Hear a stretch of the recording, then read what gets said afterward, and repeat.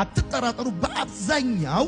የዘገየባችሁ ነገር ውስጥ የእግዚአብሔር እጅ አለ በአብዛኛው ያልተስተካከለ ነገራችሁ ውስጥ የእግዚአብሔር እጅ አለ ምክንያቱም እግዚአብሔር ይወዳችኋል የሚወዳችሁ እግዚአብሔር አሳልፎ ለጠላት መጫወቻ እንድትሆኑ አይሰጣችሁ ጠላት እንደፈለገ እንዲያረጋችሁ እግዚአብሔር አይፈቅድም ጠላት ደጃችሁ እንዲዘጋ በፍጹም እግዚአብሔር እንደማይፈቅድ 100% እርግጠኛ ነኝ ወዳጆቼ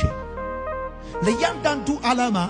ጊዜ እንዳለ ሁሉ ለያንዳንዱም ጊዜ ዓላማ አለው